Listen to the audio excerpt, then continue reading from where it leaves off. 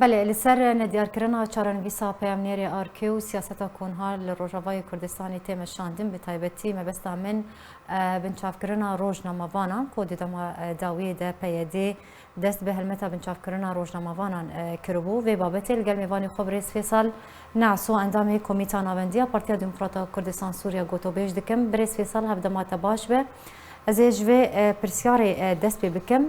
li gor nêrîna te ragihandin li Rojavayê Kurdistanê serdemê PYD de niha ketî çi qûnaxekê de yan jî di çi qûnaxekê de ye Dem baş roj baş bi rastî tiştê ku mirov dibîne ragihandinê dwarê PYD wa de tiştê ku dikin ti xizmeta kurdayetiyê tune tev ji hemû tiştê jî dixwazin dijminayê di navbera beşê Kurdî de çêkin û dijminayeke eşkere jî kirine jî berî çend salekî û aniha jî berdewam e. Bes lê mixabin xuyaya ev her du mehê dawî mirov dibîne zeftir di warê ragihandinê wa heke televîzyon bê heke radyo bê heke ev malperê wa bin tev de jî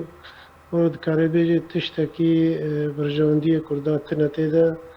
ji xeynî dijminayekî vedikin û tê xizmeta Kurda tune tê de yani.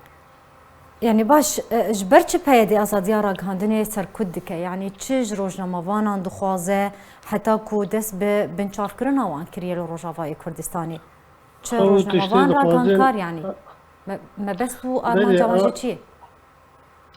Belê ew rengekî dî naxwazin dixwazin tê rengekî ji wa bê wek got ew çawa dixwazin tê amade bikin ji xwe re tê birevaniyê di ber wa de bike di ber siyaseta wayê çew de bike kirin wekî dî yekî me jî vekirî bê bîr û behweriyê wî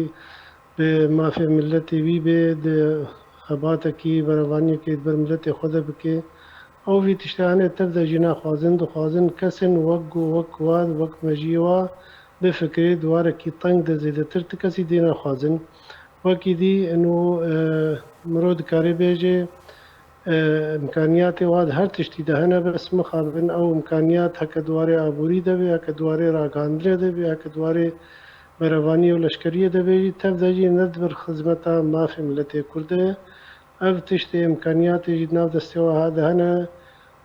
wek dibêje tesxîr dikin ji dijî mafê milletê Kurd re yanî. Baş yani bi vê siyaseta ku PYD li Rojavayê Kurdistanê dimeşîne tevaya curên kiryar û binpêkirinan radibe derheqê çi siyasetmedar be rojnamevan be ragihankar be kesên sivîl be zarok bin yanî be sepandina siyaseta qedexekirina azadiyê û ragihandinê bi giştî li Rojavayê Kurdistanê PYD milletê Kurd xistiye çi cûre dorpêçkirinekê te birêz Fêsal binêrîna te Belê belê emek me got ew siyaseteke wayê kevin dimeşînin û îro jî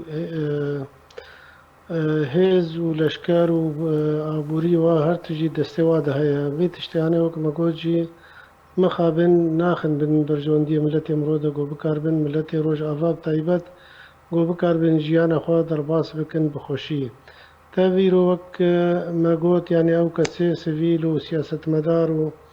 û kesê rewşenbîr wa ew kesin wek dibe çira milletê xwe negot bikarbin milletê xwe pêş bixin tev mixabin dixwazin va kesê hanê dûr bikin ji tevgera Kurdî wî wektî jî dixin zindana de û zehmetî û wek dibêjin etewat wa davêjin ser milletê Kurd dixwazin ew kesê gomayê jî koçber bibe dev ji malê xwe gundê xwe kolanê xwe berdê koçber bibe herê Ewropa herê va dewletê dûrûberê wan e dixwazin nasnama Kurdî di wê behweriya min de wê tune be yani dixwazin me bikin qurbanek ji va milletê dîr e em tev de jî dixwazin wek ku ew adrêsa wa ya wek dibêje dane xuyakirin ew eqda xwe îctimaî biratiya gel em tev de biratiya gel dixwazin û em dixwazin welatekî dîmokrat bê bes em ne qurban bin ji xeynî xwe re yanî em danostandin hebe û em welatiyek bin di hundirê welatê xwe de ne dereca di duwa û sesiya bin em hemû weke hev bin pêşiya esayî de qanûnê destûrê de tiştekî me hebe lê mixabin ew dixwazin kesê ku wek wa bifikirin zêdetir tiştekî dî qebûl nakin û ji ber vî hewa jî meyzênê tiştê li ber çawa hesîla karê wa tê kirin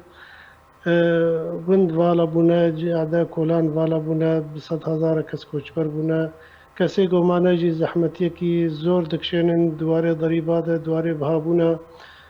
نرخێ موادێ تەموینی بن هەکە گازە هەکە شەکرە هەکە ڕوونە ئەم تشت هەمووژی بهابوونەکەیە و وڵاتێمە باژارێک و ئەم جێ ژیانە خۆ دەرباز دەکەن هەر تشتێدا هەیە غاز هەیە پترۆل هەیە گەنم هەیە جا هەیە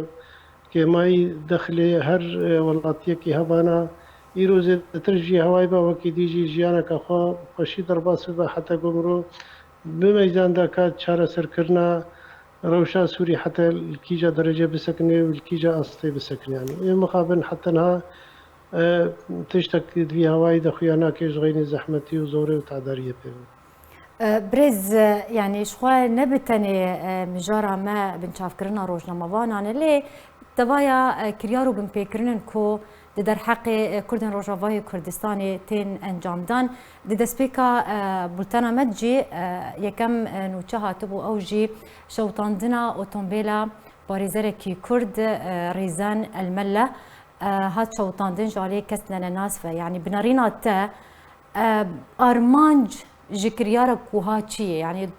dixwazin çi bikînin ew kesê ku bi vê kiryarê rabûne li gorî narîna te. براستیجی از پارێزەر کاکرێزان ئەس باشوی ناز دەکەم ئینسانێکی خۆی ڕۆلەکە خۆی جێ بیر و بەهۆریە دە جوواکە خۆی کوردی دەژی و جوواکە خۆی اجتیماعی دەژی وەکی دی ئەو بەرەوانیە دوارێ سعید بەر چ کەسێ